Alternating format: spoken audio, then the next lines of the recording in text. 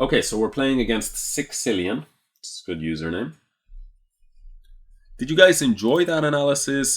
Was it maybe a little bit over the top? So much analysis. Sickcilian says, "Hey, can I watch stream?" Probably best not to. Since I will make comments about variations in the game.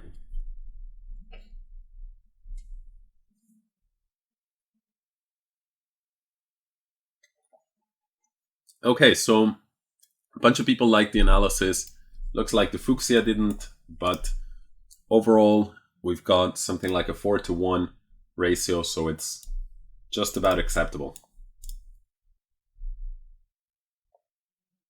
Okay, so let's go ahead and play a Nimzo-Indian, bishop to b4, queen c2, and now let's go for c5. To be honest with you, I haven't checked the theory in this. I think it's called the classical Nimzo-Indian. Played it as white myself, wasn't so convinced, I have to say. But it's one of the most reputable tries against the Nimzo. So c5 just hacks away at the d4 pawn. See what happens. The Fuchsia says, "Yay, I'm learning the Nimzo-Indian at the moment." I don't know. Let's not learn too much from me here, because my theory is a bit out of date, to say the least. I haven't reviewed this stuff in too long. Already, I'm not sure, should I be taking, or should I first take here, and then take it from there? Or should I take here? I mean, this makes some sense to me. If queen takes, it's probably c takes d4.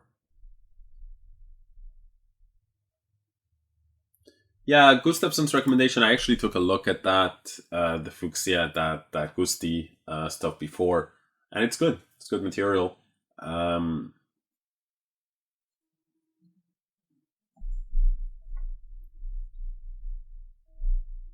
Okay, so here let's go ahead and play like this. We're gonna not take, and the reason for it is because after c takes d4, we would correct his structure. So it's a very typical idea as black that if you part ways in the Nimzo, if you part ways with your dark squared bishop, you then put your pawns on dark squares, and that will, at least the logic is that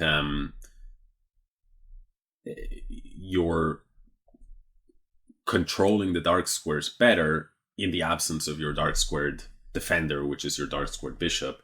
And also because your opponent will have a dark squared bishop left, right? By putting the pawns like this, it sort of follows that the scope of his own bishop will be a little bit restricted.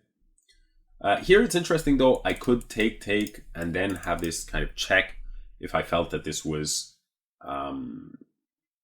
interesting. But I'm not sure. Let's just go for some normal developing move here, knight c6, putting some pressure on d4.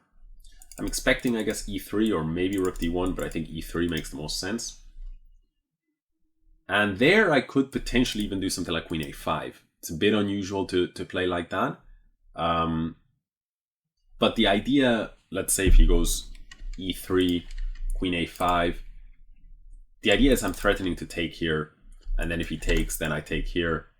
And if in this position he does something else, like let's say knight f3, then I can take. Yes, for sure his structure in the center will be fine, but he still keeps his double pawns.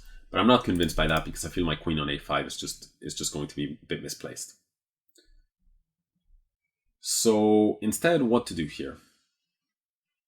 I could go g5 bishop here and go knight here to go after his bishop, or I could go g5 bishop here and g4, and that's very interesting, enterprising chess. Let's go ahead and do that. The point is, after bishop here g4, his knight has to move, and then I can actually take this pawn. On the other hand, when I'm opening up the position with moves like g5 here, and c takes d4 and g4. All of this sort of creates a lot of squares, a lot of weak squares in my position. And opening it up like that is very risky when your opponent has the bishop pair. On the other hand, his development is not so great for now. He still has his king in the center and his bishop on f1. So do I have the equivalent, so I can't be too cocky in that respect. But still, I have this concrete idea of winning a central pawn, and master level players will sort of go to great lengths and be willing to inconvenience themselves quite significantly if it means that you might be able to win a clean central pawn.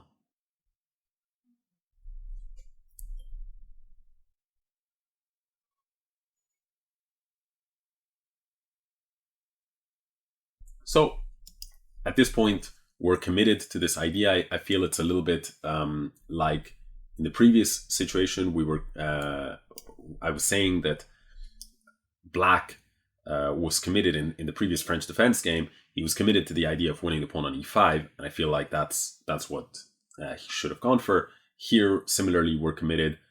I think this is good for Black, but if you don't think it's good, it's really a disaster, because here the last thing you really want to have is cold feet as Black. It's a big mistake that I see club players make. They might say, suddenly they get cold feet and they're like, I don't want to take the pawn. But your whole strategy the last few moves revolved around that. You made some concessions here. You don't want your pawn on g4. You prefer the pawn here on g7 being stable. And you did all of this in order to win the pawn. So if you can't grab the pawn, then your whole strategy has backfired. So here the question is between e5 and knight f5. If knight f5, I actually think he has an interesting move in knight e4. And then I would have to go e5. I guess I'll just do that. Maybe it was better to go e5 first. I don't know. e5, then I felt he had this move e3. And then I would have gone knight f5. I feel maybe that was actually a little bit more precise than allowing this tricky move knight e4. The problem, of course, I'd love to take, but queen takes comes in with check. If my king was here, even if he could win this rook, then I would have queen a5 and queen d2 mate, and the situation would be very nice. After knight e4, I actually, if not for the fact that I think my position is okay after e5, if I had to, if I was forced, so he does find this move. If I was forced to play knight takes e4, I don't think the situation would be so bad, because although I'd be down in exchange, my knights would be fantastically well placed, and I do have a pawn to show for it, and some ideas here with h5, h4, but and also his structure is weak. So I think after knight takes e4, my position would be fine. He goes for this. The point is, after pawn takes, queen takes, if I move like anywhere, then this knight is falling. But I had seen this idea. I felt knight takes e4 intermezzo is should be winning here, because he doesn't have any checks, so I'm not worried about this rook hanging. For example, if he could give a check here and I couldn't block, then he could always take the rook on the next move. But he doesn't have anything like that, and I will be up a piece on the next move. So I think that was a big mistake from my opponent. Now I'm not seeing anything to be done.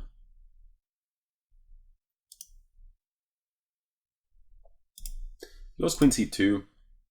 One idea I have is just queen a5 here. If I take here, he goes queen takes e4, and that's an eye for an eye, right? So he gets my knight, I get his bishop.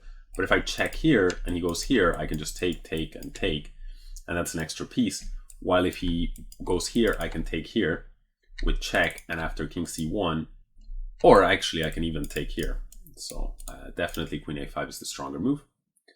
Definitely do not pre-move queen takes e5, because if he goes bishop c3 and I go queen e5, then he would take it. Yeah, he does resign here. Well, it's nothing to be done. After king d1 here, the question is whether to take here or queen takes e5, but as you can see, black simply has a crushing advantage. So thank you for the game. Sickcilian, and appreciate as well the consideration asking about whether it was okay to have the stream on. So thank you for that.